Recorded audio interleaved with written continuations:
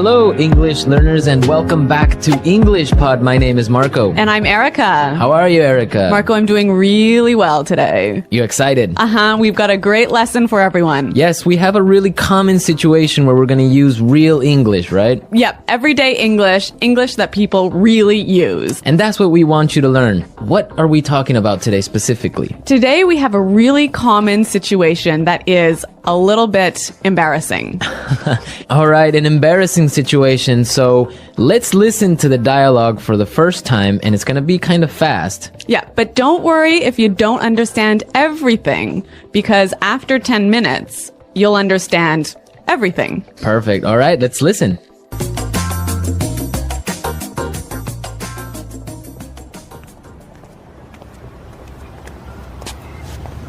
Nick, how's it going? Oh, hey. What are you doing in this neighborhood? Do you live around here?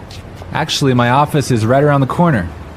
It was great to meet you last week at the conference. I really enjoyed our conversation about foreign investment. Yeah, it was really interesting. You know, I'm in a bit of a hurry, but here's my card. We should definitely meet up again and continue our discussion. Sure, you still have my contact details, right? You know what? This is really embarrassing, but your name has just slipped my mind. Can you remind me? Sure. My name is Anna Ferris. Don't worry about it. It happens to me all the time. I'm terrible with names, too.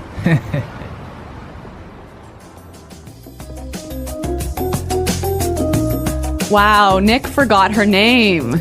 Yeah, that's happened to me a couple of times, and I'm going to tell you about it a little bit later. Okay, all right, well, let's start with our 3 language takeaways. Language takeaway. So our first word on our language takeaway is in a bit of a hurry. In a bit of a hurry. In a bit of a hurry. In a bit of a hurry. So Nick was in a hurry. Yeah, that's right. This is a great phrase. So let's listen to 3 examples of how you can use this phrase. Example 1. Can you drive faster? I'm in a bit of a hurry. Example 2. I can't talk right now. I'm in a bit of a hurry.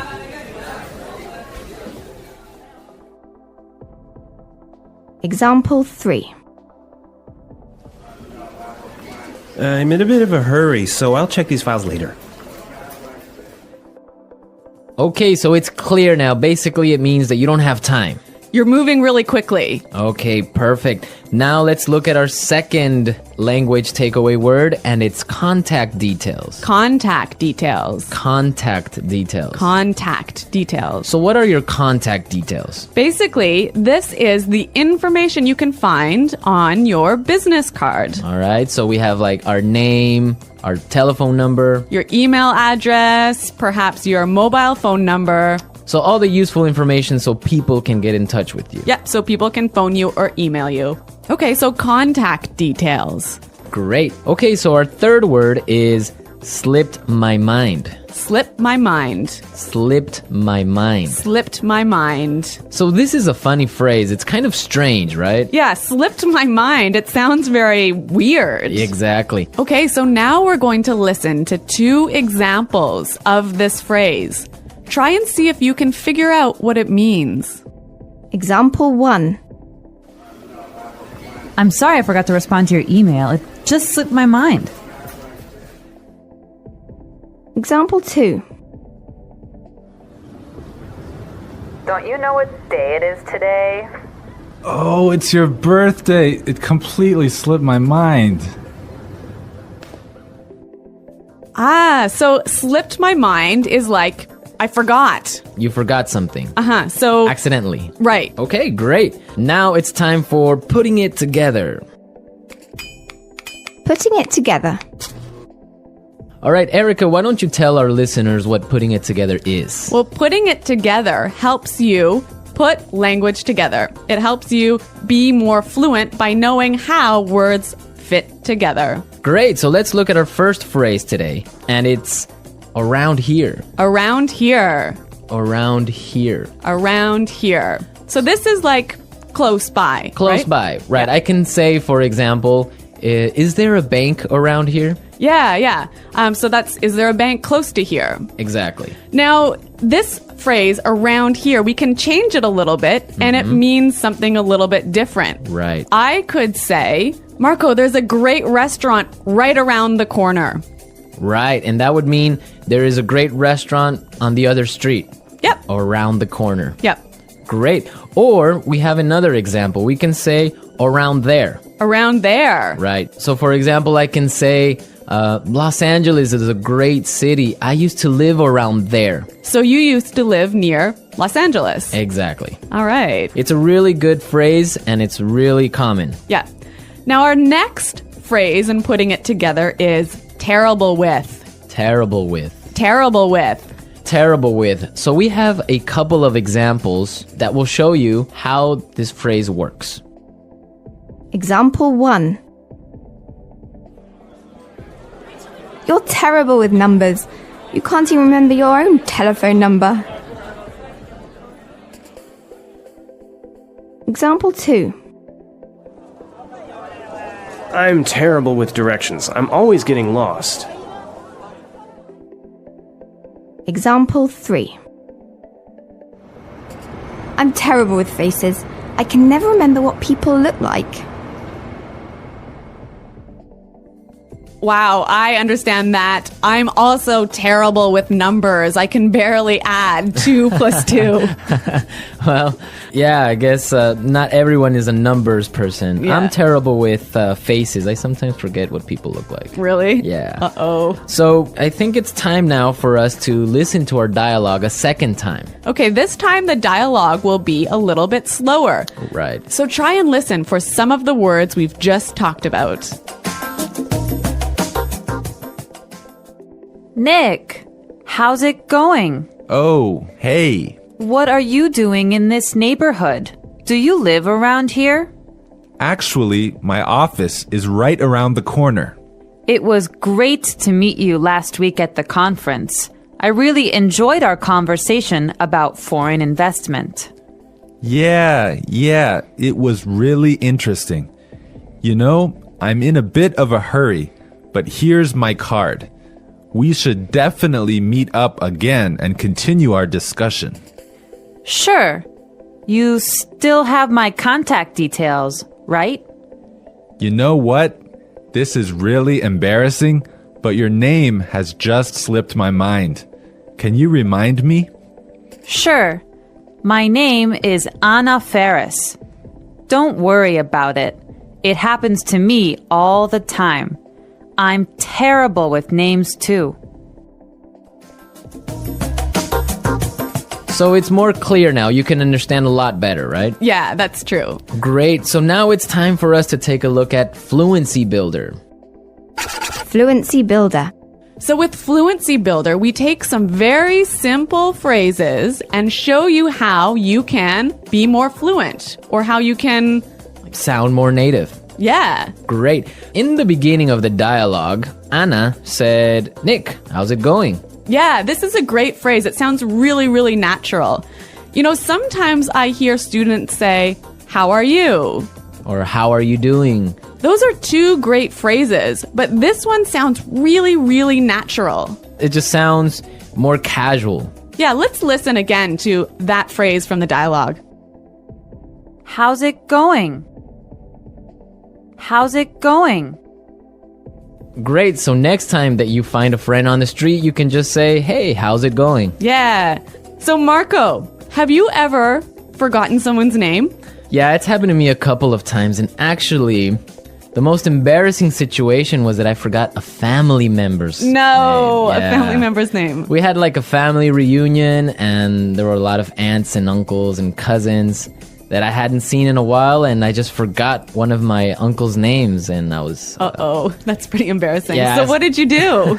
Well, I had to ask one of my other cousins. I'm like, hey, who is that guy? He's like, oh, that's Uncle John. I'm like, oh, man, I totally forgot.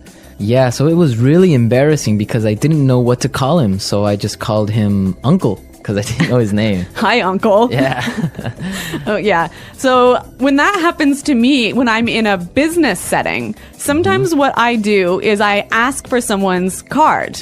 Ah, yeah, that's the good technique. Yeah, or sometimes I might ask them to write down their email. Because usually their full name is spelled out on their email address. So that's my trick when I've forgotten someone's name.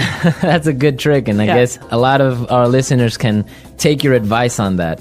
Okay, so I think it's time for us to listen to our dialogue one more time, this time at natural speed.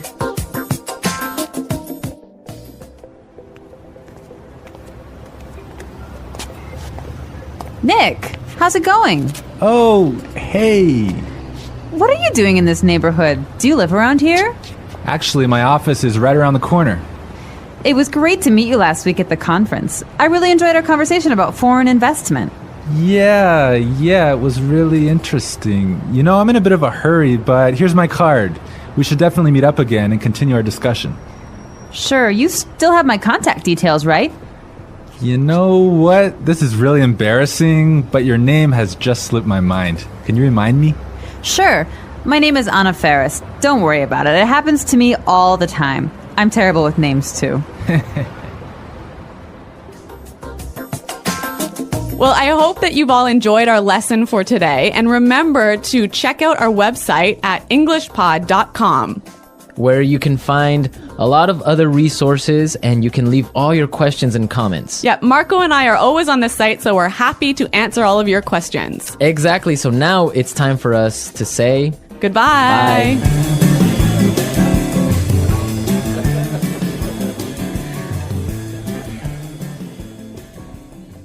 I don't understand this sentence. Had I known, I would have helped. What's confusing about it? The beginning, why had I known and not if I had known? Good question. This is called inversion. Inversion? Yes, in formal English, we sometimes drop if and switch the subject and verb. So, had I known means if I had known? Exactly, same meaning, just more formal. Do people actually talk like this? Rarely in speech, but it's common in writing. Oh, so I could say, had I studied, I would have passed. Yes, that's correct. What about had I woken up early? I wouldn't have been late. Perfect. Want to try another? Had I saved money, I could have bought a new phone. Spot on.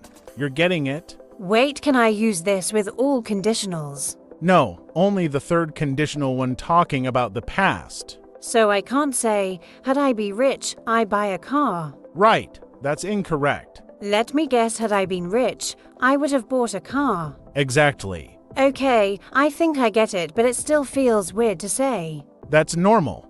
It's not something you hear every day. So in casual conversation, I should just say, if I had known. Yes, that's what most people say when speaking. But in writing, had I known sounds better. It sounds more polished, yes. You might see it in books, articles, or formal speeches. What about in emails? It depends. If it's a formal email, like to a professor or boss, using inversion can make it sound more professional. Like, had I received your message earlier, I would have responded sooner. Exactly. That sounds polite and well-structured. But I wouldn't text my friend.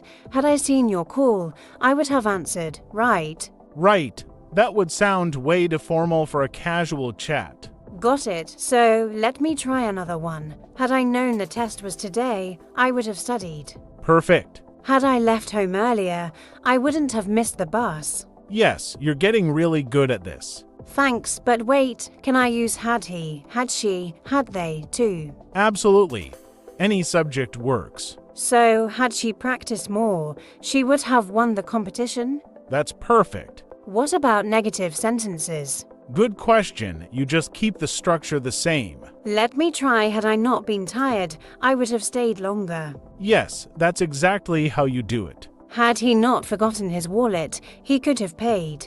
Spot on. You sound like a pro now. I don't know about that, but this is making more sense now. That's the goal. The more you practice, the more natural it'll feel. I'll try using it in my writing from now on. That's a great idea. Keep at it.